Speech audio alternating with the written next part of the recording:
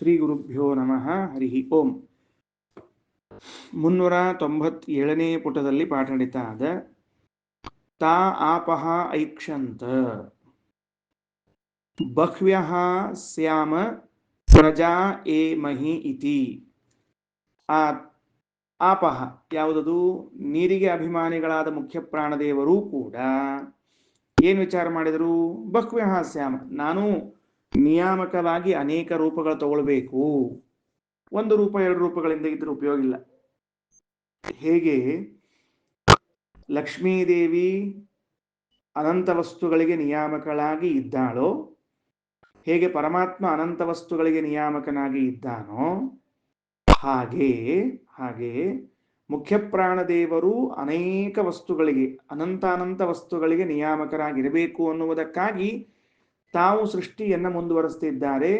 ಎಷ್ಟೆಷ್ಟು ಪದಾರ್ಥಗಳನ್ನು ಅವರು ಸೃಷ್ಟಿ ಮಾಡ್ತಾರೋ ಅಷ್ಟಷ್ಟು ರೂಪಗಳನ್ನು ತೆಗೆದುಕೊಂಡು ಅವುಗಳಲ್ಲಿ ಪ್ರವೇಶ ಮಾಡಿ ಅವುಗಳ ನಿಯಮನವನ್ನು, ಅವುಗಳ ಪ್ರೇರಣೆಯನ್ನು, ಪ್ರವೃತ್ತಿಯನ್ನು ಮಾಡ್ತಾರೆ ಅಂತ ಹೇಳಿ ಏನ್ ಸೃಷ್ಟಿ ಮಾಡಿದರು ಅಂತಂದ್ರೆ ಅನ್ನ ಮಸೃಜಂತ, ಅನ್ನವನ್ನು ಸೃಷ್ಟಿ ಮಾಡಿದರಂತೆ.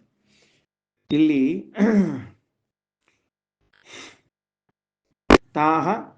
ತಾ ಅನ್ನ ಮಸೃಜಂತ, ಆ ನೀರಿನ ಅಭಿಮಾನಿಗಳಾಗಿರೋ ಪ್ರಾಣದೇವರು ಅನ್ನವನ್ನ, ಅನ್ನ ಅಂತ ಅನ್ನೋ ಶಬ್ದಕ್ಕೆ ಪೃಥಿವಿ ಅಂತ ಅರ್ಥ. ಇಲ್ಲಿ ಅನ್ನ ಅನ್ನೋ ಶಬ್ದಕ್ಕೆ ಅನ್ನ ಅಂತ ಅರ್ಥ ಅಲ್ಲ, ಪೃಥಿವಿ ಅಂತ ತಗೊಳ್ಬೇಕು. ಅದಕ್ಕೆ ಸೂತ್ರವನ್ನ ವೇದವ್ಯಾಸ ದೇವರು ಮಾಡಿದ್ದಾರೆ, ಸರಿನಾ? ತಾ ಆಪಃ ಐಕ್ಷಂತ ಬಹ್ವ್ಯಃ ಸ್ಯಾಮ ಪ್ರಜಾ ಏಮಹಿ ತಾ ಅನ್ನ ಮಸೃಜಂತ ತಸ್ಮಾತ್. ನೋಡ್ರಿ, ನೀರಿನಿಂದಲೇ ಅನ್ನ ಅಂತ ಅನ್ನೋದು ನಮಗೆ ತಿಳಿಸ್ಬೇಕಾಗಿದೆ. ನಿನ್ನೆ ಉಷ್ಣದಿಂದಲೇ ನೀರು ಉಂಟಾಗುತ್ತದೆ ಎನ್ನುವುದಕ್ಕೆ ಬೆವರಿನ ದೃಷ್ಟಾಂತವನ್ನ, ಕಣ್ಣೀರಿನ ದೃಷ್ಟಾಂತವನ್ನ ಕೊಟ್ಟಿದ್ದಾರೆ. ಬೆವರು ಕಣ್ಣೀರು ಎರಡೂ ದೃಷ್ಟಾಂತವನ್ನ ಕೊಟ್ಟಿದ್ದಾರೆ. ಎರಡೂ ದೃಷ್ಟಾಂತವನ್ನ ಕೊಟ್ಟಿದ್ದಾದ ಮೇಲೆ ಇವತ್ತು ಮಳೆ ಎಲ್ಲಾಗುತ್ತೋ ಅಲ್ಲಿ ಅನ್ನವಾಗುತ್ತದೆ, ಅನ್ನ ಸಿಗುತ್ತದೆ ಅಂತ ಹೇಳಬೇಕಾಗಿದೆ. ಅಂದ್ರೆ ನೀರಿನಿಂದಲೇ ಅನ್ನ ಹುಟ್ಟಿದ್ದು ಅಂತ ತಿಳಿಸ್ಬೇಕಾಗಿದೆ. ಅದಕ್ಕಂತಾರ ತಸ್ಮಾತ್ ಯತ್ರ ಕ್ವಚ ವರ್ಷತಿ, ಎಲ್ಲಾದ್ರೂ ಮಳೆ ಆಗುತ್ತೆ ಅಂತ ಆದ್ರೆ ತದೇವ ಭೂಯಿಷ್ಟಂ ಅನ್ನಂ ಭವತಿ, ಅಲ್ಲಿಯೇ ಬಹಳಷ್ಟು ಅನ್ನವಾಗ್ತದ. ಇತಿ ಅದ್ಭ್ಯ ಏವ ತದನ್ನಾದ್ಯಂ ಜಾಯತೆ, ನೀರಿನಿಂದಲೇ ಅನ್ನಾದಿಗಳು ಹುಟ್ಟುತ್ತದೆ. ಇಷ್ಟು ವಿಷಯ ಆಯಿತು. ಹಾಗಾದ್ರೆ ಮೂರು ಪದಾರ್ಥಗಳು ಹುಟ್ಟಿಕೊಂಡವು: ತೇಜಸ್ಸು, ವಾರಿ ಮತ್ತು ಮಣ್ಣು. ತೇಜೋ ವಾರಿ ಮೃದಾಂ ಯಥಾ ವಿನಿಮಯ ಯತ್ರತ್ಯ ಸರ್ಗೋ ಮೃಷಾ ಅಂತ ಬಂತು. ಅದರಿಂದ ಮೂರು ಪದಾರ್ಥಗಳು ಹುಟ್ಟಿಕೊಂಡವು: ತೇಜಸ್ಸು, ವಾರಿ ಮತ್ತು ಮೃತ್ ಅಂತ ತಿಳ್ಕೊಂಡು ಮೂರು ಪದಾರ್ಥ ಹುಟ್ಟಿಕೊಂಡವು. ಕೆಳಗೆ ಭಾಷ್ಯ ಓದ್ಬಿಡ್ರಿ, ಆಮೇಲೆ ಮುಂದೆ ವಿಚಾರ ಮಾಡೋಣ ಅಂತ. ಏನಾಯಿತು? ಚತುರ್ವರ್ಣ ತತಶ್ಚ ಅನ್ನಾಭಿದೋಹರ, ಅಲ್ಲಿ ತತಶ್ಚ ಆಗಿದೆ.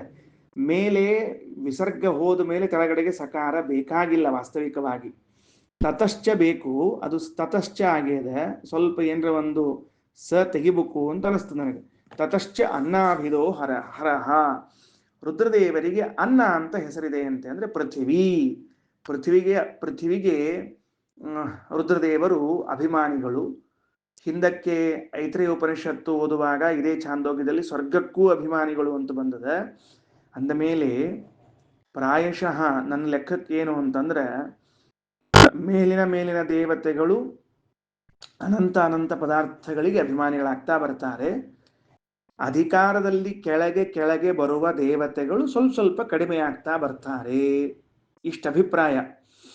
ಅಂದ್ರ ದೇವತೆಗಳ ಶಕ್ತಿಯನ್ನ ನಾವು ಹೆಂಗೆ ತಿಳ್ಕೊಳ್ಬೇಕು ಅಂದ್ರೆ, ಎಷ್ಟು ಪದಾರ್ಥಗಳಿಗೆ ಅವರು ಅಭಿಮಾನಿಗಳಾಗಿದ್ದಾರೋ ಅಷ್ಟು ಪದಾರ್ಥಗಳನ್ನು ಅವರು ನಿಯಂತ್ರಿಸುತ್ತಿದ್ದಾರೋ ಅದರ ಮೇಲೆ ಅವರ ಸಾಮರ್ಥ್ಯ ಎಂಥದ್ದು, ಅವರ ಶಕ್ತಿ ಎಂಥದ್ದು ಅಂತ ತಿಳ್ಕೊಳ್ಬಹುದು.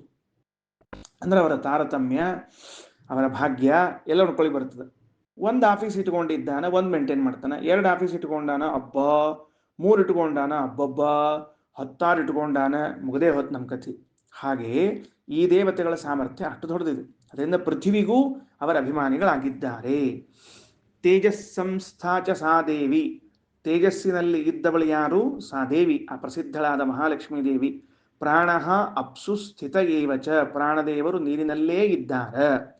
ತತಃ ತೇಜಸ ಏವಾಪೋ ಜಾಯಂತೆ, ಆದ್ದರಿಂದಲೇನೆ ಮಹಾಲಕ್ಷ್ಮಿ ತೇಜಸ್ಸಿನಲ್ಲಿ ಇದ್ದಾಳೆ, ವಾಯುದೇವರು ನೀರಿನಲ್ಲಿ ಇದ್ದಾರೆ. ಮಹಾಲಕ್ಷ್ಮಿಯ ಕುಮಾರರಾದದ್ದರಿಂದ ಪ್ರಾಣದೇವರು ತೇಜಸ್ಸಿನಿಂದ ನೀರು ಹುಟ್ಟುವುದು ಸಹಜವೆನಿಸಿದೆ. ಅಮ್ಮ ಮಗ ತೇಜಸ್ಸಿಗೆ ಅಭಿಮಾನಿಯಾದವಳು ಮಹಾಲಕ್ಷ್ಮಿ, ಆದ್ದರಿಂದ ನೀರಿಗೆ ಅಭಿಮಾನಿಗಳಾದವರು ಪ್ರಾಣದೇವರು. ತೇಜಸ್ಸಿನಿಂದ ನೀರು ಹುಟ್ಟುತ್ತದೆ ಅಂದ್ರೆ ಆ ತಾಯಿಯಿಂದಲೇ ಈ ಮಗ ಹುಟ್ಟಬೇಕು. ಅನ್ನಸ್ಥಿತೋ ಹರಹ, ಆ ಅನ್ನದಲ್ಲಿದ್ದವರು ಯಾರು ಅಂದ್ರೆ ರುದ್ರದೇವರು. ಜಾಯತೆ ಅಥೋ ಅಭ್ಯ ಏವ ಅನ್ನಂ, ನೀರಿನಿಂದಲೇನೆ ಅನ್ನ ಹುಟ್ಟುತ್ತದೆ, ಪ್ರಾಣದೇವರಿಂದಲೇ ರುದ್ರದೇವರು ಹುಟ್ಟೋದು. ಅನ್ನಂ ಪೃಥಿವೀ ತ್ವನ್ನ ರೂಪಿಣಿ. ಹಾಗಾದ್ರೆ ಇದು ಇಲ್ಲಿ ಅನ್ನ ಅನ್ನೋ ಶಬ್ದಕ್ಕೆ ಲೋಕ ರೂಢಿಯಲ್ಲಿರುವ ಅಥವಾ ರೂಢಿಯಲ್ಲಿರುವ ಪ್ರಸಿದ್ಧ ಅನ್ನ ಅಂತ ತಿಳಿಬೇಡ್ರಿ. ಅನ್ನ ಆಗ್ಯದಿಲ್ಲೋ ನೈವೇದ್ಯಕ್ಕ ಅಂತ ಕೇಳ್ತಿರ್ತೀರಿ, ಎಲ್ಲಿಗೆ ಹಾಕ್ತೀನ ಅನ್ನ ಅಂತಿರ್ತೀರಿ. ಆ ಅನ್ನ ಅಲ್ಲ, ಈ ಪೃಥಿವಿಯನ್ನೇ ಅನ್ನ ಅಂತ ಕರಿಬೇಕು ಅಂತ ಹೇಳಿದರು. ಸರಿ, ಇದು ಯಾವುದಕ್ಕಾಗಿ ಪ್ರಾರಂಭವಾಯಿತು?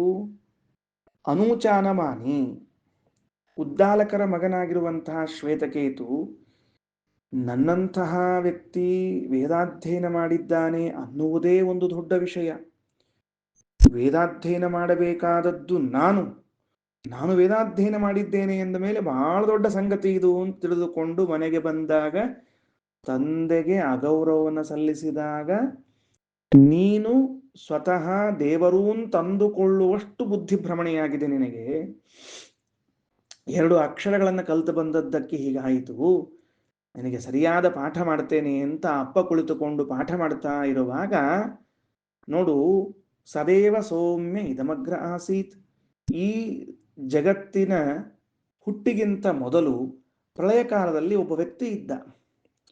ಆ ವ್ಯಕ್ತಿ ಸರ್ವೋತ್ತಮನಾಗಿರುವಂತಹ ವ್ಯಕ್ತಿ, ಏಕಮೇವ ಅದ್ವಿತೀಯನಾಗಿರುವಂತಹ ವ್ಯಕ್ತಿ ಪರಮಾತ್ಮ. ಆ ಪರಮಾತ್ಮ ಮಾಡಿದ ಸೃಷ್ಟಿಯಲ್ಲಿ ಬಂದಿರುವಂತಹ ಕಶ್ಚಿತ್ ವ್ಯಕ್ತಿ ನೀನಷ್ಟೇ, ನೀನಲ್ಲ. ನಾವೆಲ್ಲ ಯಾವಾಗಲೂ ಅಹಂಕಾರದಿಂದ ಬಿತ್ತಿರ್ತೀವಿ ಅಂತಂದ್ರೆ ದೇವರನ್ನ ಸ್ವಲ್ಪ ಸೈಡ್ ಸರಿಸಿ ಆ ಕುರ್ಚಿ ಮೇಲೆ ನಾವ ಕೂತ್ಬಿಟ್ಟಿರ್ತೀವಿ.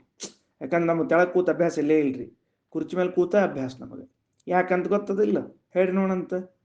ಮೊಣಕಾಲ್ ನೋವು, ಅದಕ್ಕೆ ನಾವೇನ್ ಮಾಡ್ತೀವಿ ಅದಕ್ಕೆ ದೇವರು ಅಂದ್ರೆ ನಮಗೆ 2 ಅಕ್ಷರ ಬಂದ್ರೆ 2 ದುಡ್ಡು ಬಂದ್ರೆ ಬಹಳ ದೊಡ್ಡ ವ್ಯಕ್ತಿಗಳು ಅಂತ ತಿಳ್ಕೊಳ್ಳುವಂಥವರಿಗೆ ಉದ್ದಾಲಕರ ಮಾತು, ಏನ್ ತಿಳ್ಕೊಂಡಿದ್ದೀನಿ ನಾ ದೇವರನ್ನ, ಎಂಥ ವ್ಯಕ್ತಿತ್ವ ಸ್ವಾಮಿ ಇದು. ತಾನು ನಮ್ಮನ್ನೆಲ್ಲ ಸೃಷ್ಟಿ ಮಾಡಿದ್ಯಾಕೆ ಅಂದ್ರೆ ತನ್ನ ಅನಂತ ರೂಪಗಳ ಅಭಿವ್ಯಕ್ತಿಯಾಗಲಿ, ಈ ಉದ್ದೇಶದ ದೇವರಿಗೆ. ಭವತಿ ಭೂತಿಕೃದೇವ ಭೂತ್ಯಾಹ, ಅನಂತಾನಂತ ರೂಪಗಳನ್ನು ತೆಗೆದುಕೊಳ್ಬೇಕಾದ್ರೆ ಅನಂತಾನಂತ ಪದಾರ್ಥಗಳು ಬರಬೇಕು. ಅನಂತಾನಂತ ಪದಾರ್ಥಗಳು ಬಂದಾಗ ಒಂದೊಂದು ಪದಾರ್ಥಗಳಲ್ಲೂ ಪ್ರವೇಶ ಮಾಡಿ ಅವುಗಳಿಂದ ಕಾರ್ಯವನ್ನ ಮಾಡಿಸಿ ಇಡ್ತಾನೆ. ತತ್ರ ಸ್ಥಿತೋ ವಿಷ್ಣು ತತ್ತತ್ ಶಕ್ತಿ ಪ್ರಬೋಧಯನ್ ಏಕ ಏವ ಮಹಾಶಕ್ತಿ ಕುರುತೇ ಸರ್ವಮಂಜಸ. ಆಚಾರ್ಯನು ವ್ಯಾಖ್ಯಾನದಲ್ಲಿ ಹೇಳ್ತಾರೆ ಈ ಮಾತನ್ನ. ಏನು ಅದ್ಭುತವಾದದ್ದು! ತತ್ರ ಮಹಾವಿಷ್ಣು, ಎಲ್ಲ ಪದಾರ್ಥಗಳಲ್ಲಿ ದೇವರು ಸೇರಿಕೊಂಡೇ ಕೆಲಸ ಮಾಡಿಸೋದು. ಅವ ಮಾಡಿಸಿದ ಕೆಲಸದಿಂದ ನಮ್ಮಿಂದ ಇಂತಹ ಕಾರ್ಯ ಆಗಿರ್ತಾವ.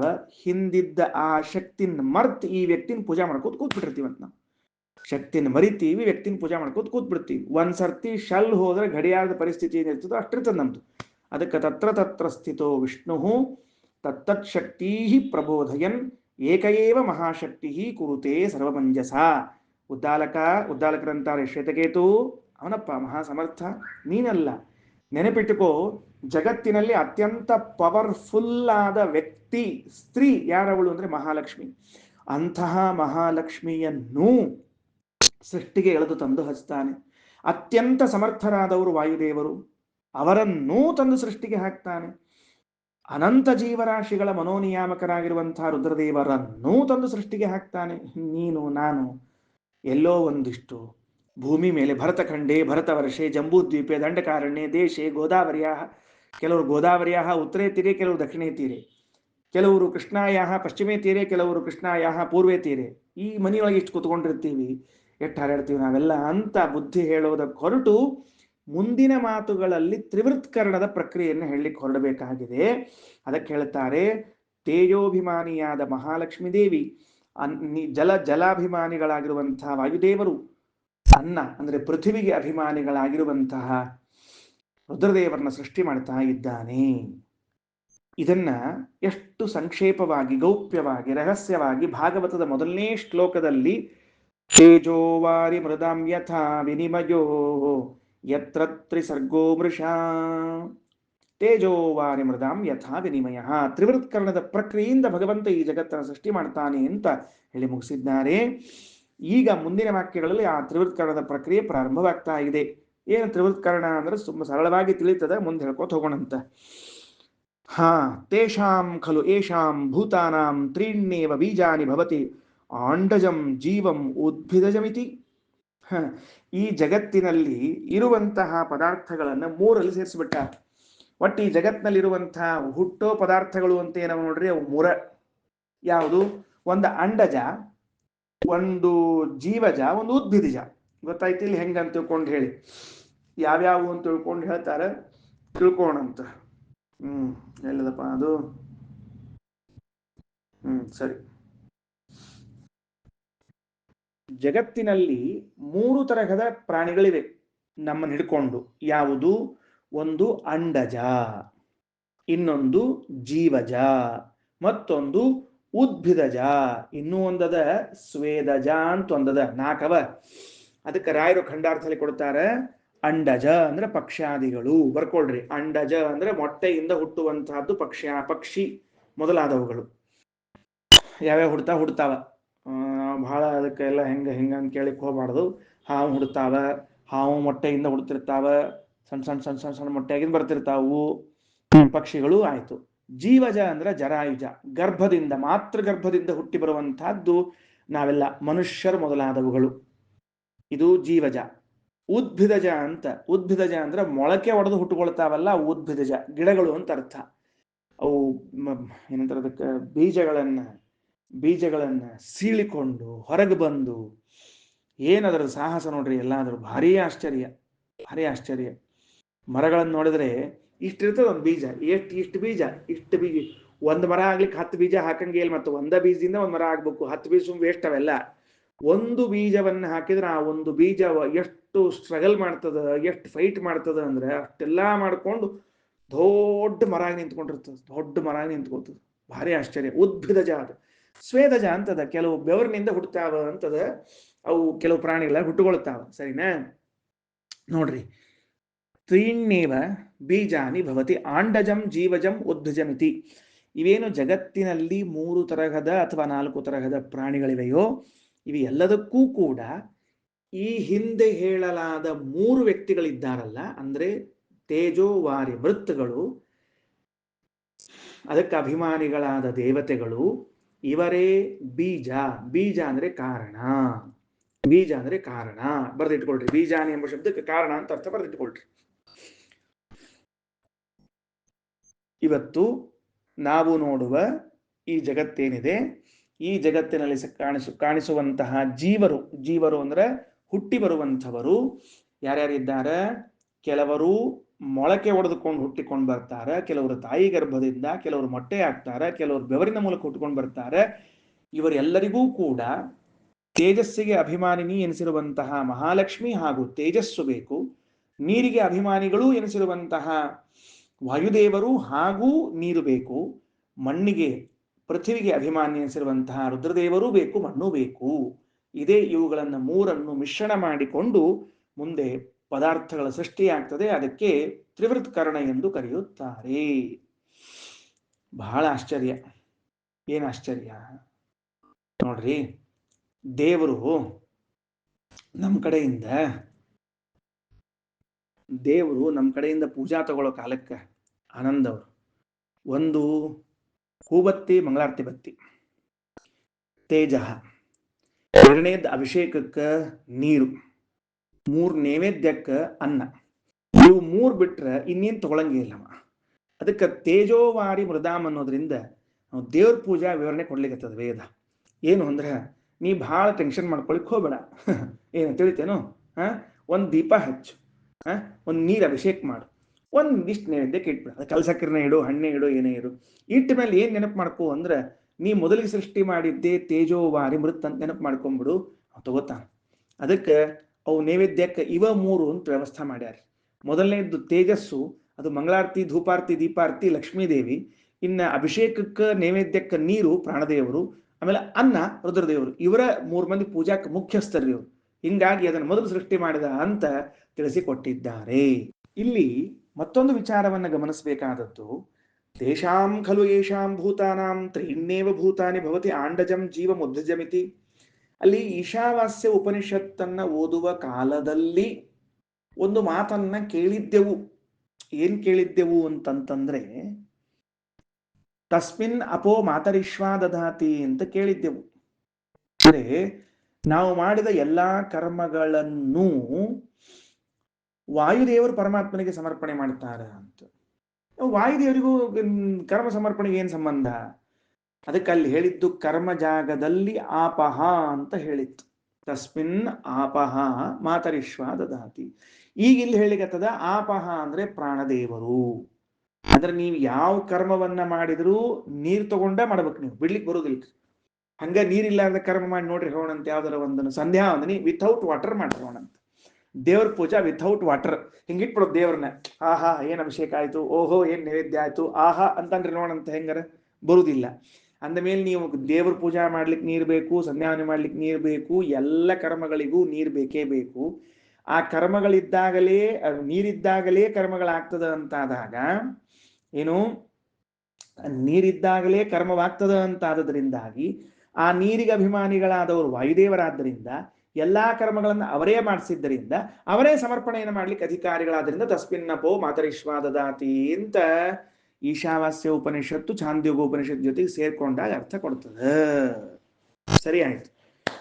ಏಷಾಂ ಖಲು ಏಷಾಂ ಭೂತಾನಾಂ ತ್ರೀಣ್ಯೇವ ಬೀಜಾನಿ ಭವತಿ ಆಂಡಜಂ ಜೀವಮುದ್ಧಮಿತಿ. ಸೇಯಂ, ಸೇಯಂ ಹೆಂಗ್ ಬಿಡಿಸ್ಬೇಕು? ಸಾ ಇಯಂ ದೇವತಾ ಹೆಂಗ್ ಬಿಡಿಸ್ಬೇಕ್ರಿ ಇದನ್ನ? ಪದಚ್ಛೇದ ಸೇಯಂ ಇದ್ದದನ್ನ ಸಾ ಇಯಂ ಅಂತ ಬಿಡಿಸ್ಬೇಕು. ಸ್ತ್ರೀಲಿಂಗ ಶಬ್ದ ಅದು. ಸಾ ಅನ್ನೋದು ಸ್ತ್ರೀಲಿಂಗ, ಇಯಂ ಸ್ತ್ರೀಲಿಂಗ, ದೇವತಾ ಶಬ್ದ ಸ್ತ್ರೀಲಿಂಗ. ನೆನಪಿಟ್ಟುಕೊಳ್ರಿ, ದೇವತೆಗಳು ದೇವತೆಗಳು ಅಂತೀವಲ್ಲ, ಅದು ಸ್ತ್ರೀಲಿಂಗ ಶಬ್ದ. ದೇವ ಅಂತೀವಲ್ಲ, ಅದು ಪುಲ್ಲಿಂಗ ಶಬ್ದ. ದೇವಾಹ ಅಂದ್ರೆ ಸರಿ, ದೇವತಾ ಅಂದ್ರೆ ಸ್ತ್ರೀಲಿಂಗ ಶಬ್ದ. ಇಲ್ಲಿ ಸೇಯಂ ದೇವತಾ, ಆ ಪರಮಾತ್ಮ ಇದ್ನಲ್ಲ, ಐಕ್ಷತ್ ವಿಚಾರ ಮಾಡಿದ ಮತ್ತ ಹಂತ ಅಹಂ ಇಮಾಹ ತಿಸ್ರೋ ದೇವತಾಹ ಅನೇನ ಜೀವೇನ ಆತ್ಮನ ಅನುಪ್ರವಿಶ್ಯ ನಾಮರೂಪೇ ವ್ಯಾಕರವಾಣಿ ಇತಿ. ಇಲ್ಲೊಂದು ಪದ ಎಕ್ಸ್ಟ್ರಾ, ಒಂದು ಅಕ್ಷರ ಹೆಚ್ಚಿಗೆ ಮುದ್ರಣ ಆಗ್ಯದ ನೋಡ್ಕೊಳ್ರಿ. ಹಂತ ಅಹಂ ಇಮಾಹ ಆಗ್ಬೇಕು, ಮಿಮಮಾಹ ಆಗ್ಯದಲ್ಲಿ ಒಂದು ಮ ತೆಗಿಬೇಕು, ಮೀ ಬಾಜುಕಿನ ಮ ಒಂದು ತೆಗೆದ್ರೆ ಸರಿ ಹೋಗ್ತದೆ. ಅಹಂ ಇಮಂ ಇಮಾಹ ಅಹಂ ಇಮಾಹ ತಿಸ್ರಃ ದೇವತಾಹ. ಮೊದಲನೇ ದೇವತೆ ಏನಿದ್ನಲ್ಲ ಆ ದೇವತಾ, ಈ 3 ದೇವತೆಗಳನ್ನು ನೋಡಿ ನಾ ಈ 3 ದೇವತೆಗಳಲ್ಲಿ ಪ್ರವೇಶ ಮಾಡಿ ನಾನು ಯಾವ್ದ್ರಿಂದ ಜೀವೇನ ಆತ್ಮನ, ಬಹಳ ಚಂದ ಒಂದು ರೂಪ ಏನ್ ಶ್ರೀಮದಾಚಾರ್ಯ ಹೇಳ್ತಾರೆ, ಅನಿರುದ್ಧ ರೂಪಕ್ಕೆ ಜೀವ ಅಂತ ಹೆಸರಿದೆ ಅಂತ ಹೇಳ್ತಾರೆ. ಏನು ಅನಿರುದ್ಧ ರೂಪಕ್ಕೆ ಜೀವ, ಜೀವ ಅಂತ ಕರೀತಾರೆ. ಅನೇನ ಜೀವೇನ ಆತ್ಮನ, ಆ ಜೀವ ರೂಪದಿಂದ ನಾನು ಪ್ರವೇಶ ಮಾಡಿ ನಾಮರೂಪೇ ವ್ಯಾಕರವಾಣಿ, ಈ ದೊಡ್ಡದಾದ ಪ್ರಪಂಚ, ನಾಮಾತ್ಮಕ ಪ್ರಪಂಚ, ರೂಪಾತ್ಮಕ ಪ್ರಪಂಚವನ್ನು ಸೃಷ್ಟಿ ಮಾಡ್ತೇನೆ ಅಂತ ಸಂಕಲ್ಪ ಮಾಡಿದ್ದಾನೆ. ಎರಡವ, ಒಂದು ನಾಮಾತ್ಮಕ ಪ್ರಪಂಚ, ಒಂದು ರೂಪಾತ್ಮಕ ಪ್ರಪಂಚ.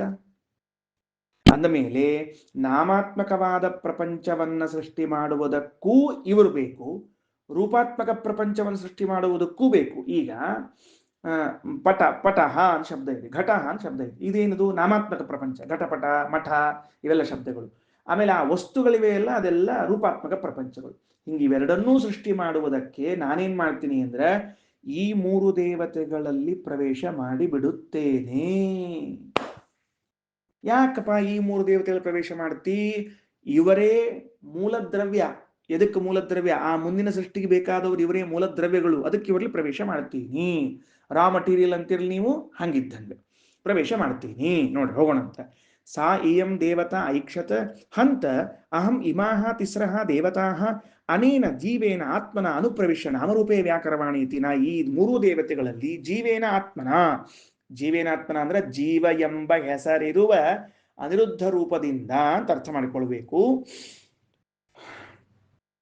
ಇಲ್ಲಿ ಆತ್ಮನ ಅಂದ್ರೆ ಎಂಬ ಹೆಸರಿರುವ ಅಂತ ಅರ್ಥ, ಇಲ್ಲಿ ಬೇರೆ ಅರ್ಥ ಅಲ್ಲ. ಅನೇನ ಜೀವೇನ ಜೀವಾಖ್ಯೇನ ಅನಿರುದ್ಧಾತ್ಮನ ಅನಿರುದ್ಧನೆಂಬ ರೂಪದಿಂದ ಅನುಪ್ರವಿಶ್ಯ ಅವರಲ್ಲಿ ಪ್ರವೇಶ ಮಾಡಿ ನಾಮರೂಪೇ ವ್ಯಾಕರವಾಣಿ ನಾಮಾತ್ಮಕ ರೂಪಾತ್ಮಕ ಪ್ರಪಂಚವನ್ನು ನಿರ್ಮಾಣ ಮಾಡಿ ಹಾಕ್ಬಿಡುತ್ತೇನೆ ಇತಿ. ಏನ್ ಮಾಡಿದ ಮುಂದೆ? ತಾಸಾಂ ತ್ರಿವೃತಂ ಏಕೈಕಾಂ ಕರವಾಣಿ ಇತಿ ಸಾಯಿಯಂ ದೇವತಾ ಇಮಾಸ್ತಿಸ್ರೋ ದೇವತಾ ಅನೇನೈವ ಜೀವೇನ ಆತ್ಮನ ಅನುಪ್ರವಿಶ್ಯ ನಾಮರೂಪೇ ವ್ಯಾಕರೋತ್. ದಂಡಕ ಹಾಕ್ಕೊಡ್ರಿ ಒಂಚೂರು, ಸರಿ ಆಗ್ತದೆ ಅಂದ್ರೆ ಸರಿ ಹೋಗ್ತದೆ. ಗೊತ್ತಾಯ್ತಾ? ಎಲ್ಲಿಗೆ? ತಾಸಾಂ ತ್ರಿವೃತಂ ಏಕೈಕಾಂ ಕರವಾಣಿ ಇತಿ ಸೇಯಂ ದೇವತಾ ಇಮಾಸ್ತಿಸ್ರೋ ದೇವತಾ ಅನೇನೈವ ಜೀವೇನಾತ್ಮನ ಅನುಪ್ರವಿಶ್ಯ ನಾಮರೂಪೇ ವ್ಯಾಕರೋತ್. ದಂಡಕ ಬರಬೇಕು. ತಾಸಾಂ ತ್ರಿವೃತಂ ಏಕೈಕಾಂ ಅಕರೋತ್ ಯಥಾನು ಖಲು ಸೌಮ್ಯ ಇಮಾಸ್ತಿಸ್ರೋ ದೇವತಾಸ್ತ್ರಿವೃದೇಕೈಕಾ ಭವತಿ ತನ್ಮೇ ವಿಜಾನೀಹಿ ಇತಿ. ಯೂ ಯೂ ಯೂ ಯೂ ಬಹಳ ಕಠಿಣ ಮಾಡಿಟ್ಬಿಟ್ಟಾರ್ರಿ. ಇಷ್ಟಿಷ್ಟುದ್ದು ವಾಕ್ಯ ಬರೆದ್ರೆ ಹೆಂಗ್ ಓದೋದು ಏನು? ಹಿಂದಕ್ಕೆಲ್ಲ ನಾಟಕದೊಳಗ ಕಂದ ಪದ್ಯಗಳು ಅಂತ ಇರ್ತಿದ್ವರಿ. ಓದೋ ಕಾಲಕ್ಕೆ ಒಂದೊಂದು ಎರಡೆರಡು ಮೂರು ನಿಮಿಷ ಒಂದೊಂದು ವಾಕ್ಯ ಓದೋದಿರ್ತಿದ್ರಿ. ಎಲ್ಲೋ ಪಾರ್ಥನೆ ಶುರು ಮಾಡಿದ್ರೆ ಮುಂದೆ ಒಂದು 2 ನಿಮಿಷ 3 ನಿಮಿಷ ಹೋಗ್ಬೇಕ್ರಿ. ಇದು ಅಷ್ಟು ದೊಡ್ಡ ವಾಕ್ಯ ರೀ. ಅಷ್ಟು ನೆನಪಿಟ್ಟುಕೊಂಡು ನಾಟಕದೊಳಗೆ ಬರ್ಬೇಕು ಅವ್ರು ಪಾತ್ರ ಮಾಡೋರು. ಈಗೇನು ಇಲ್ಲೇ ಇಲ್ಲ, ತುಟುಕು ಪುಟುಕು ಏನಂದ್ರು ಅದ ಒಂದು ಡೈಲಾಗ್. ಇವತ್ತು 10 ನಿಮಿಷ ಹಿಡಿತಿತ್ರಿ ನಾವು ಡೈಲಾಗ್ ಹೇಳಿಕ್ಕೆ. ಹಿಂಗ ಮಾಡ್ಕೋತ ಬಂದು 10 ನಿಮಿಷ ಡೈಲಾಗ್ ಹೇಳಿದ್ಮೇಲೆ ಮುಂದೆ ನಾವು 10 ನಿಮಿಷ ಡೈಲಾಗ್ ಹೇಳ್ಬೇಕವ. ಭಾರಿ ವಿಚಿತ್ರ ಅದೆಲ್ಲರ. ಸರಿ, ಏನಾಯ್ತು? ತಾಸಾಂ ಮಧ್ಯೆ ಅದು ನಾಮ ಪ್ರಪಂಚ ರೂಪ ಪ್ರಪಂಚವನ್ನ, ನಾಮದಿಂದ ಕೂಡಿದ ಪ್ರಪಂಚ ರೂಪದಿಂದ ಕೂಡಿದ ಪ್ರಪಂಚವನ್ನು ನಿರ್ಮಾಣ ಮಾಡಲಿಕ್ಕೆ ತಾಸಾಂ ಅವುಗಳ ಮಧ್ಯದಲ್ಲಿ, ಯಾವುದು? ತೇಜಸ್ಸು, ನೀರು, ಮಣ್ಣು, ಇವುಗಳ ಮಧ್ಯದಲ್ಲಿ ತ್ರಿವೃತಂ ಏಕೈಕಾಂ ಕರವಾಣಿ, ಒಂದೊಂದನ್ನ 3 ಮಾಡ್ತೀನಿ. ಸಿಂಪಲ್ಲು. 3 ಒಂದೊಂದು 3 ಆದ್ರೆ 9 ಆಗ್ಬೇಕು. ಸರಳ ಕೆಲಸ ಅದು. ಯಾಕಂದ್ರೆ ಇದ್ರೊಳಗೆ 3 ಆಗ್ಬೇಕಲ್ಲ. ತೇಜಸ್ಸಿನಲ್ಲಿ 3, ನೀರಿನಲ್ಲಿ 3, ಮಣ್ಣಿನಲ್ಲಿ 3. ಹೆಂಗ್ 3 ಆಗ್ತಾವ? ತೇಜಸ್ಸಿನಲ್ಲಿ ಒಂದಂಶ ತೇಜಸ್ ತಗೊಂಡ, ಇನ್ನೊಂದಂಶ ನೀರು ತಗೊಂಡ, ಇನ್ನೊಂದಂಶ ಮಣ್ಣು ತಗೊಂಡ, 1 ಗ್ರೂಪ್ ಆಯ್ತು. ನೀರಿಗೆ ಬಂದ ಒಂದಂಶ ತೇಜಸ್ಸು, ಒಂದಂಶ ನೀರು, ಒಂದಂಶ ಮಣ್ಣು, 2 ಆಯ್ತು. ಮತ್ತು ಮಣ್ಣಿಗೆ ಬಂದ ಒಂದಂಶ ತೇಜಸ್ಸು, ಒಂದಂಶ ಮಣ್ಣು, ಒಂದಂಶ ನೀರು ತಗೊಂಡ. ಇದು ಕೇವಲ ಜಡ ಪದಾರ್ಥ ಅಲ್ಲ. ಅಂದ್ರೆ ತೇಜಸ್ಸು ವಾರಿ ಮೃತ್ತಲ್ಲ, ಆಯಾ ಅಭಿಮಾನಿ ದೇವತೆಗಳೂ ಹೌದು. ಅವರನ್ನು 3 ರೂಪಗಳನ್ನು ಒಂದು ಕಡೆಗೆ ಸೇರಿಸಿದ. ಮೂಲತಃ ಒಂದು ಕಡೆಗೆ ತೇಜಸ್ಸಿತ್ತು, ಮಹಾಲಕ್ಷ್ಮಿ ಒಂದು ಅಭಿಮಾನಿ ಇದ್ಲು. ಒಂದಂಶದಿಂದ ಮಹಾಲಕ್ಷ್ಮಿಯನ್ನು ತೆಗೆದುಕೊಂಡ, ಅದರ ಜೊತೆಗೆ ತೇಜಸ್ಸು ಬಂತು. ಒಂದಂಶದಿಂದ ವಾಯುದೇವರನ್ನು ತೆಗೆದುಕೊಂಡ, ಅದ್ರ ಜೊತೆಗೆ ಮಣ್ಣು ಬಂತು. ಒಂದಂಶದಿಂದ ರುದ್ರದೇವರನ್ನು ತೆಗೆದುಕೊಂಡ, ಒಂದಂಶದಿಂದ ಅದು ನೀರು ಮೊದಲು ವಾಯುದೇವರಿಗೆ, ಮಣ್ಣು ರುದ್ರದೇವರದ್ದು ಬಂತು. ಹಿಂಗಿದನ್ನ ತ್ರಿವೃತ್ ಕರ್ಣ, ಒಂದೊಂದು ಭೂತಗಳಿಗೆ 2 ಸೇರಿಸಿಕೊಂಡು 3 ಮಾಡಿಟ್ರು. ಸರಿ ಆಯ್ತಾ? ತಾಸಾಂ ತ್ರಿವೃತಂ ಏಕೈಕಾಂ ಕರವಾಣಿ ಇತಿ, ಅವುಗಳ ಮಧ್ಯದಲ್ಲಿ ಒಂದೊಂದನ್ನ 3 ಮಾಡ್ತೀನಿ ಅನ್ನೋ ಸಂಕಲ್ಪದಿಂದ ಇಮಾಹ ತಿಸ್ರೋ ದೇವತಾ ಅನೇನೈವ ಜೀವೇನ ಆತ್ಮನ ಅನುಪ್ರವಿಶ್ಯ, ಆ ಅನಿರುದ್ಧ ರೂಪ, ಯಾವ ಅನಿರುದ್ಧ ರೂಪಕ್ಕೆ ಇನ್ನೊಂದು ಹೆಸರು ಜೀವ ಅಂತಿದೆಯೋ ಆ ಜೀವ ಎಂಬ ಹೆಸರಿರುವಂತಹ ಅನಿರುದ್ಧ ರೂಪವು ಒಳಗಡೆಗೆ ಪ್ರವೇಶ ಮಾಡಿ ನಾಮರೂಪೇ ವ್ಯಾಕರೋತ, ನಾಮಾತ್ಮಕ ರೂಪಾತ್ಮಕವಾದ ಪ್ರಪಂಚವನ್ನು ನಿರ್ಮಾಣ ಮಾಡಿಯೇ ಬಿಟ್ಟ. ಒಂದೇ ಸಾಲಲ್ಲಿ ಮೊದಲು ಹೇಳ್ಬಿಟ್ರು, ಮಾಡಿಬಿಟ್ಟ ಅಂತ ತಿಳ್ಕೊಂಡು. ಅದು ಆದ ಮೇಲೆ ಮತ್ತೆ ಅಂತಾರೆ ಉದ್ದಾಲಕರು ಶ್ವೇತಕೇತುವಿಗೆ, ಶ್ವೇತಕೇತು ಕೇಳಿಲ್ಲಿ, ಹೆಂಗ್ ಮಾಡಿದ? ಬರೇ ಮಾಡಿದ ಅಂತ ಹೇಳ್ಬಿಟ್ಟೆ, ಹೆಂಗ್ ಮಾಡಿದ? ನಾ ಹೇಳ್ತೀನಿ ಕೇಳು ಅಂತ ಮತ್ ಮುಂದೆ ಹೇಳಲಿಕ್ಕೆ, ತಾಸಾಂ ತ್ರಿವೃತಂ ಏಕೈಕಾಂ ಅಕರೋತ್ ಯಥಾ ಯಾವ ರೀತಿಯಾಗಿ ಆ 3ರ ಮಧ್ಯದಲ್ಲಿ ಒಂದೊಂದನ್ನ 3 ಮಾಡಿದ್ದಾನೋ, ಯಥಾ ಖಲು ಸೌಮ್ಯ, ಎಲೆ ಮಂಗಳಮಯನಾದವನೇ, ಇಮಾಹ ತಿಸ್ರೋ ದೇವತಾ ತ್ರಿವೃತ್ 3 ಆದ್ರವ್ರು, ಒಬ್ಬೊಬ್ರು 3 ಆದ್ರು. ಏಕೈಕಾ ಭವತಿ ತನ್ನ ಮೇ ವಿಜಾನೀಹಿ, ಅದು ನನ್ನಿಂದ ತಿಳ್ಕೋಬೇಕಾದದ್ದು ನೀನು. ಈಗ ಕೆಳಗಡೆಗೆ ಭಾಷ್ಯ. ಸೃಷ್ಟೇ ಶ್ವೇತೇಶು ಭಗವಾನ್, ಇವು 3 ಸೃಷ್ಟಿ ಮಾಡಿದ್ನಂತೆ. ಮಣ್ಣು, ನೀರು, ಬೆಂಕಿಯನ್ನು ಸೃಷ್ಟಿ ಮಾಡಿದ. ಈಕ್ಷಾಂಚಕ್ರೇ ಸಕೇಶವ, ಸೃಷ್ಟಿ ಮಾಡಿದ್ನ ಒಂದ್ಸಲ ನೋಡಿದ್ನಂತ. ನಾವು ಕೆಲಸ ಮಾಡಿದ್ನ ಒಂದ್ಸಲ ನೋಡ್ಬೇಕಾಗ್ತಾರೆ, ಎಂಥ ಕೆಲಸ ಮಾಡೀವಿ ಅಂತ ತಿಳ್ಕೊಂಡು ಹೇಳಿ. ಕೆಲವೊಮ್ಮೆ ಮಾಡಿರ್ತೀವಿ ಅತಿಯಾದ ಆತ್ಮವಿಶ್ವಾಸದಿಂದ, ನಾವು ಮಾಡಿದ್ರೆ ಪರ್ಫೆಕ್ಟೇ ಇರ್ತದೆ ಬಿಡ ಅಂತ ಹಿಂಗೆ ಹೋಗ್ಬಿಟ್ಟಿರ್ತೀವಿ. ದೇವ್ರಂತಾನೆ ಸೃಷ್ಟಿ ಮಾಡಿದ ಮ್ಯಾಲೂ ಒಮ್ಮೆ ನೋಡು, ನೀ ಮಾಡಿದ ಸೃಷ್ಟಿ ಎಷ್ಟು ಚಂದದಂತ ಗೊತ್ತಾಗ್ತದ. ಅವು ನಮ್ಮ ಮಕ್ಕಳು ನೋಡಿದ್ರೆ ಗೊತ್ತಾಗ್ತಿರ್ತಾವ್ರೆ ನಾವೆಷ್ಟು ಚಂದ ಸೃಷ್ಟಿ ಮಾಡಿರ್ತೀವಿ ಅಂತ ತಿಳ್ಕೊಂಡು ಹೇಳಿ. ನಮ್ಮ ಮಕ್ಕಳು ನೋಡಿದ್ರೆ ಗೊತ್ತಾಗ್ತಾವ ನಾವು ಎಷ್ಟು ಚಂದ ಸೃಷ್ಟಿ ಮಾಡಿವಿ ಅಂತ. ಒಂದ್ಸಲ ತಿರುಗಿ ನೋಡಪ್ಪ ತಮ್ಮ ಅಂತ ಹೇಳಿದ. ದೀಕ್ಷಾಂಚಕ್ರೇ ಸಕೇಶವ. ನೋಡ್ರಿ ದೇಸಾರ, ಜೀವಾಖ್ಯೇನೈವ ರೂಪೇಣ ಯೋ ಅನಿರುದ್ಧ ಇತಿ ಸ್ಮೃತಃ. ಭಾಷೆದಲ್ಲಿ ನೋಡ್ರಿ, ಜೀವ ಎಂಬ ಹೆಸರಿನಿಂದ ಕೂಡಿದ ಒಂದು ರೂಪ ಅದ, ಯಾವುದು ಅದಕ್ಕೆ ಅನಿರುದ್ಧ ಎಂದು ಕರೆಯುತ್ತಾರೆ. ಸರಿ ಆಯ್ತಾ? ತೇನ ರೂಪೇಣ, ಆ ಅನಿರುದ್ಧ ಎಂಬ ರೂಪದಿಂದ ಲಕ್ಷ್ಮ್ಯಾದೀನ್ ಪ್ರವಿಷ್ಟ, ಲಕ್ಷ್ಮ್ಯಾದಿಗಳಲ್ಲಿ ಪ್ರವೇಶಗೊಳಿಸಿಕೊಂಡು, ಅಂದ್ರೆ ಅನಿರುದ್ಧ ರೂಪದಿಂದ ಮಹಾಲಕ್ಷ್ಮಿಯಲ್ಲಿ ಪ್ರವೇಶ ಮಾಡ್ತಾನೆ, ಅನಿರುದ್ಧ ರೂಪದಿಂದ ವಾಯುದೇವರಲ್ಲಿ ಪ್ರವೇಶ ಮಾಡ್ತಾನೆ, ಅನಿರುದ್ಧ ರೂಪದಿಂದ ರುದ್ರದೇವರಲ್ಲಿ ಪ್ರವೇಶ ಮಾಡುತ್ತಾನೆ. ಇದು ಹೊಸ ವಿಷಯ, ಅತ್ಯದ್ಭುತವಾದ ವಿಷಯ. ಯಾಕಂದ್ರೆ ನಾವು ಅನಿರುದ್ಧ ಪ್ರದ್ಯುಮ್ನ ಸಂಕರ್ಷಣ ವಾಸುದೇವ ನಾರಾಯಣ, ಅನಿರುದ್ಧ ಪ್ರದ್ಯುಮ್ನ ಸಂಕರ್ಷಣ ವಾಸುದೇವ ನಾರಾಯಣ ಬಾಯ್ಪಾಟ್ ಮಾಡಿ ಮಾಡಿ ಅದು ಎರಡರ ಮಗ್ಗಿ ಇದ್ದಂಗ್ರಿ ನಮಗೆ. ಎರಡೇನ ಹಾಕು ಅದು ಹಾಕ್ಬಿಟ್ಟಿರ್ತೀವಿ. ಹಂಗೆ ಹಾಕೋಕ್ಕಿಂತ ಈ ವಾಸುದೇವ ರೂಪಿ ಪರಮಾತ್ಮ ಮುಕ್ತಿಪ್ರದನಾಗಿದ್ದಾನೆ ಅಂತ ಕೇಳಿರ್ತೀವಿ. ಅದರಂತೆ ನಾವು ಅನಿರುದ್ಧ ರೂಪಿಯಾದ ಭಗವಂತನು ಮಹಾಲಕ್ಷ್ಮಿಯಲ್ಲಿ, ವಾಯುದೇವರಲ್ಲಿ, ರುದ್ರದೇವರಲ್ಲಿ ಪ್ರವೇಶ ಮಾಡಿ ತ್ರಿವೃತ್ಕರಣವನ್ನ ಮಾಡಿ, ತೇಜಸ್ಸನ್ನ ಒಂದಂಶ, ವಾಯುವ ಜಲವನ್ನ ಒಂದಂಶ, ಮಣ್ಣನ್ನ ಒಂದಂಶವನ್ನ ಸೇರಿಸಿ, ಆ ದೇವತೆಗಳನ್ನು ಸೇರಿಸಿ, ಆ ದೇವತೆಗಳಿಂದ ಮುಂದೆ ಇಂದ್ರ ಚಂದ್ರಾದಿ ಸೂರ್ಯಾದಿ ದೇವತೆಗಳ ಸೃಷ್ಟಿಯನ್ನು, ಈ ಜಡ ಪದಾರ್ಥದ ಸೃಷ್ಟಿ ಕಲಬೆರಕೆಯಾದ ಕಲಿಸುವಿಕೆಯಿಂದ ಮುಂದಿನ ಪೃಥ್ವಿ ಮೊದಲಾದ ಪದಾರ್ಥಗಳನ್ನು ಸೃಷ್ಟಿ ಮಾಡ್ತಾ ಇದ್ದಾನೆ. ಕರಿಷ್ಯೆ ತ್ರಿವೃತಶ್ಚ ಏತಾನ್ ಏಕೈಕಂ ಕರವಾಣಿ ಚ. ಭಾಷ್ಯ ನೋಡ್ರಿ, ಮಾಡ್ತೀನಿ ಅಂತ ಸಂಕಲ್ಪ ಮಾಡಿದ. ತ್ರಿವೃತಃ ಏಕೈಕಾನ್ ಏತಾನ್ ಏಕೈಕಂ ಕರವಾಣಿ, ಇವ್ರನ್ನೆಲ್ಲರನ್ನೂ ಒಂದೊಂದು ಮಾಡ್ತೀನಿ ಅಂತ ತಿಳಿದುಕೊಂಡು ಇತಿಮತ್ವ ಹೀಗೆ ವಿಚಾರಿಸಿ ಪ್ರವೇಶ ಮಾಡಿ, ಅಥತೇಭ್ಯ ಅವರುಗಳಿಂದ ಇಂದ್ರಾದೀನಾಮಪಿ ಇಂದ್ರ ಮೊದಲಾದ ದೇವತೆಗಳನ್ನು ಸೃಷ್ಟಿ ಮಾಡಿದ್ದಾನೆ. 398 ಪೇಜ್ ನಂಬರ್. ಅಂದ್ರ ಆ ದೇವತೆಗಳಿಂದ ಮುಂದಿನ ದೇವತೆಗಳ ಜನನವಾಯಿತು. ಮಹಾಲಕ್ಷ್ಮಿಯಿಂದ ವಾಯುದೇವರ ಜನನ, ವಾಯುದೇವರಿಂದ ರುದ್ರದೇವರ ಜನನ, ರುದ್ರದೇವರಿಂದ ಇಂದ್ರ ಚಂದ್ರ ಮುಂದಿನ ದೇವತೆಗಳ ಜನನ ಆಯಿತು. ನಾಮ ರೂಪಾಣಿ ಕೃತವಾನ್ ತಾಂಶ್ಚ ಅನ್ಯೋನ್ಯ ಪ್ರವೇಶಿನಃ. ನೋಡ್ರಿ, ನಾಮರೂಪಗಳನ್ನ ಮಾಡ್ತಾ ಇದ್ದಾನೆ ಪರಮಾತ್ಮ.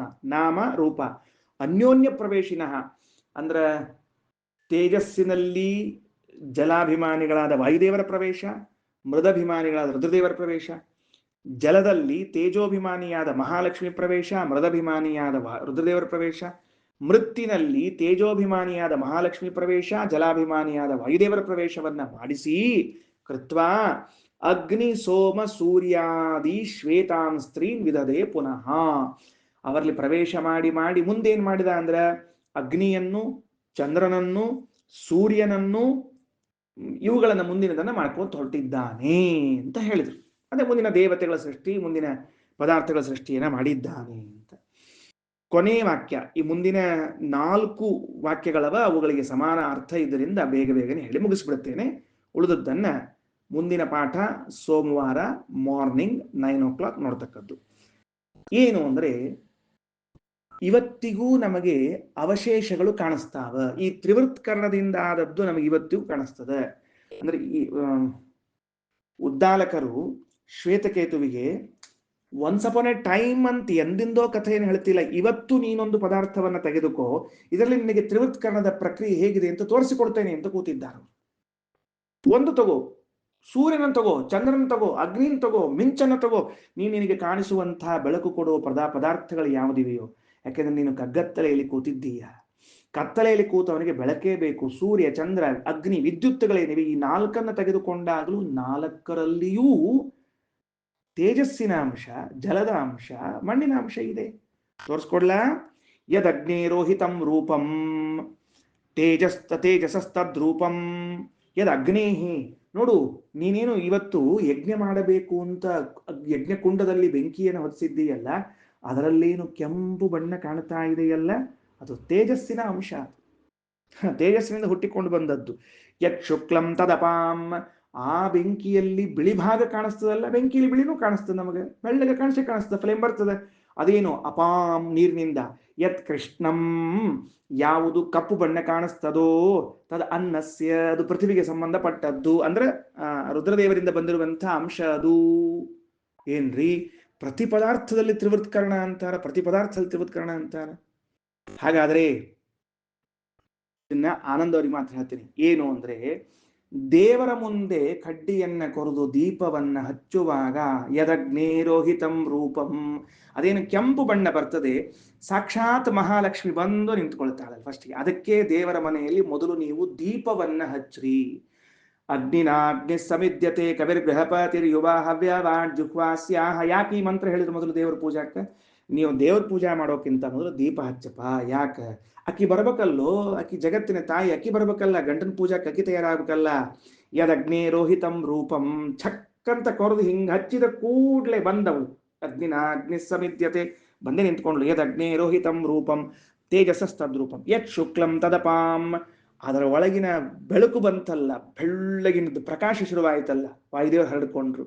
ಯತ್ ಕೃಷ್ಣಂ, ಅದು ಮೆಲ್ಲಗೆ ಶಾಂತ ಆಗ್ಲಿಕ್ಕೆ ಶುರುವಾಗ್ತಲ್ಲ, ಕೃಷ್ಣ ರೂಪ ಬಂತು, ರುದ್ರದೇವರು ಕಾಣಿಸಿಕೊಂಡಿದ್ದಾರೆ. ಎಷ್ಟು ವಿಚಿತ್ರ ಗೊತ್ತಾ? ಕಪ್ಪು ಬಣ್ಣ ದೀಪಕ್ಕೆ ಯಾವಾಗ ಬರ್ತದೆ ಅಂದ್ರೆ ಅದು ಶಾಂತವಾಗುವ ಹೊತ್ತಿನಲ್ಲಿ ಬರ್ತದೆ. ಕಾರಣ ಏನು ಅಂದ್ರೆ ಸಂಹಾರ ಮೂರ್ತಿಗಳು ರುದ್ರದೇವರಾದದ್ದರಿಂದ ರುದ್ರದೇವರು ಆ ದೀಪದ ಸಂಹಾರ ಕರ್ತರು. ಮುಗೀತು ಮುಗೀತು ಮುಗೀತು ಅನ್ನುವಾಗ ಬಂದು ತೋರಿಸ್ತಾನೆ. ಕೃಷ್ಣವರ್ಣ, ಶುಕ್ಲವರ್ಣ, ಕೆಂಪು ವರ್ಣ, ಎಷ್ಟು ಅದ್ಭುತ ಇದೆಯಲ್ಲ. ಅದಕ್ಕೆ ಸಂಧ್ಯಾ ವಂದನೆಯನ್ನ ಮಾಡುವಾಗ, ಗಾಯತ್ರಿ ಜಪವನ್ನ ಮಾಡುವಾಗ ಪ್ರಾತಃ ಕಾಲದಲ್ಲಿ ಶುಕ್ಲವರ್ಣ, ರಕ್ತವರ್ಣ, ಕೃಷ್ಣವರ್ಣ ಅಂತ 3 ವರ್ಣಗಳನ್ನು ಹೇಳೋದು. ಹೇಳ್ತಿರೋ ಇಲ್ಲಪ್ಪ ಮಹೇಶಾಚಾರ್ಯ? ಹೆಂಗ್ ಹೇಳ್ತೀರಿ? ಪ್ರಾತಃ ಕಾಲದಲ್ಲಿ ರಕ್ತವರ್ಣ, ಮಾಧ್ಯಾಹ್ನ ಶುಕ್ಲವರ್ಣ, ಸಾಯಂ ಕೃಷ್ಣವರ್ಣ. ಯಾಕೆ ಬಂತು? ತ್ರಿವೃತ್ಕರಣ ಇದು, 3 ಆಗ್ತದ ತ್ರಿವೃತ್ಕರಣ ಇದು. ಸಂಧ್ಯಾ ವಂದನೆಯಲ್ಲಿ ಬಂದಾಗಲೂ ತ್ರಿವೃತ್ಕರಣ ಕಾಣಿಸ್ತದೆ. ಈಗ ಅಗ್ನಿದಾಯ್ತಲ್ಲ, ಮುಂದೆ ನೋಡ್ರಿ. ಈಗ ತದನ್ನಸ್ಯ, ಹಾಗಾದ್ರೆ ಏನಾತು ಅಂದ್ರೆ ಈ ಅಗ್ನಿಯಲ್ಲಿರುವಂತಹ 3 ಅಂಶವೂ ಕೂಡ ಅವರದ್ದು, ಇವರದ್ದು ಅಲ್ವೇ ಅಲ್ಲ. ಪಾಪ ವಾಚಾರಂಭಣಂ ವಿಕಾರೋ ನಾಮಧೇಯಂ ತ್ರೀಣಿ ರೂಪಾಣ್ಯಿತ್ತೇವ ಸತ್ಯಂ. ಅಪಾಗಾದಗ್ನೇರಗ್ನಿತ್ವಂ, ಅಗ್ನಿ ಶಬ್ದ ವಾಚ್ಯತ್ವ ಅಗ್ನಿಯಿಂದ ಕೈಬಿಟ್ಟು ಹೋಯಿತು. ಅಪಾಗಾದಗ್ನೇರಗ್ನಿತ್ವಂ, ಯಾಕ? ಆ ಅಗ್ನಿಯಲ್ಲಿ ಅಗ್ನಿತ್ವ ಬಂದದ್ದ ಇವರಿಂದ. ಅಂದಮೇಲೆ ಅಗ್ನಿಗೆ ಅಗ್ನಿ ಅಂತ ಔಪಚಾರಿಕವಾಗಿ ಕರೀರಿ, ಆ ಮಹಾಲಕ್ಷ್ಮಿಗೂ ಪ್ರಾಣದೇವರಿಗೂ ರುದ್ರದೇವರಿಗೂ ಅಗ್ನಿ ಅಂತ ಕರೀರಿ. ಅಪಾಗಾದಗ್ನೇರಗ್ನಿತ್ವಂ ವಾಚಾರಂಭಣಂ ವಿಕಾರೋ ನಾಮಧೇಯಂ ತ್ರೀಣಿ ರೂಪಾಣ್ಯಿತ್ತೇವ ಸತ್ಯಂ. ವಾಚಾರಂಭಣಂ ವಿಕಾರ ಮತ್ ಬಂದದಿಲ್ಲ ಯಥಾ ಪ್ರಕಾರ.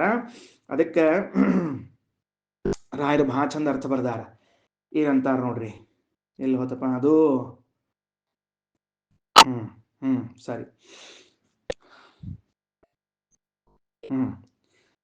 ವಾಚಾರಂಭಣಂ, ಯಾವ ನೀವು ವಾಗೀಂದ್ರಿಯದಿಂದ ಏನ್ ಮಾಡ್ತೀರಿ? ಉಚ್ಚಾರಣ ಮಾಡ್ತೀರಿ, ನಾಮಧೇಯವನ್ನು ಕರಿತೀರಿ, ಹೆಸರನ್ನು ಕರಿತೀರಿ. ಅದು ವಿಕಾರ ಜನಿಮತ್, ಹುಟ್ಟು ಉಳ್ಳದ್ದು. ಕರಿತೀರಿ, ಅಗ್ನಿ ಅಂತ ಕರಿತೀರಿ ನೀವು. ಅಗ್ನಿ ಅಂತ ಕರಿಬೇಕಾದ್ರೆ ಹುಟ್ಟು ಉಳ್ಳದ್ದು. ಅನ್ಯತ್ರ ಮುಖ್ಯಂ ಸತ್ ಅಗ್ನೌ ಸಾಂಕೇತಿಕಂ, ಅಂದ್ರೆ ಅಗ್ನಿ ಎನ್ನುವಂತಹ ಶಬ್ದವನ್ನು ನೀವೇನು ಉಚ್ಚಾರಣೆ ಮಾಡ್ತೀರಿ, ವಾಚಾರಂಭಣಂ ವಿಕಾರ. ಈ ಅಗ್ನಿಯಲ್ಲಿ ಏನಿದೆ? ಇದು ಅಮುಖ್ಯವಾಗಿದೆ, ಅವರಲ್ಲೇ ಮುಖ್ಯವಾಗಿದೆ. ಅಲ್ಲಿ ನಿತ್ಯ, ಇಲ್ಲಿ ಅನಿತ್ಯ, ಅಲ್ಲಿ ನಿತ್ಯ, ಇಲ್ಲಿ ಅನಿತ್ಯ. ಆಯ್ತಾ? ಅದಕ್ಕೆ ವಿಕಾರೋ ನಾಮಧೇಯಂ ತ್ರೀಣಿ ರೂಪಾಣ್ಯಿತ್ತೇವ ಸತ್ಯಂ. ಆ ತೇಜಸ್ಸು, ಅಪ ಮತ್ತು ಅನ್ನ ಇವುಗಳೇ ಅಗ್ನಿ ಎಂಬ ನಾಮವನ್ನು ಮುಖ್ಯ ಉಳ್ಳವರಾಗಿದ್ದಾರೆ. ಇಲ್ಲಿ ಸತ್ಯಂ ಅಂದ್ರೆ ಮುಖ್ಯವಾಚ್ಯರು ಅಂತ ಅರ್ಥ, ಅಲ್ಲಿ ವಿಕಾರ ಅಂದ್ರೆ ಅಮುಖ್ಯವಾಚ್ಯರು ಅಂತ ಅರ್ಥ. ಬರ್ದಿಟ್ಕೊಳ್ರಿ, ವಿಕಾರ ಅನ್ನೋ ಶಬ್ದಕ್ಕೆ ಅಮುಖ್ಯ ಅಂತ ಅರ್ಥ, ಸತ್ಯಂ ಅನ್ನೋ ಶಬ್ದಕ್ಕೆ ಮುಖ್ಯ ಅಂತ ಅರ್ಥ. ಇಷ್ಟು ಬರ್ದಿಟ್ಕೊಳ್ರಿ.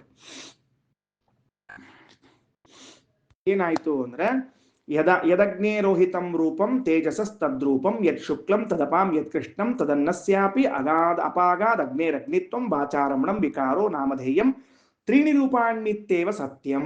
ಇದು ಮುಗೀತು. ಇದೇ ರೀತಿಯಾಗಿ ಯದಾದಿತ್ಯಸ್ಯ, ಸೂರ್ಯನದ್ದು, ಅವನಲ್ಲಿ ಕೆಂಪಿದೆ ಬಣ್ಣ, ಅವನಲ್ಲಿ ಬಿಳಿ ಬಣ್ಣ ಇದೆ, ಅವನಲ್ಲಿ ಕಪ್ಪು ಬಣ್ಣ ಇದೆ.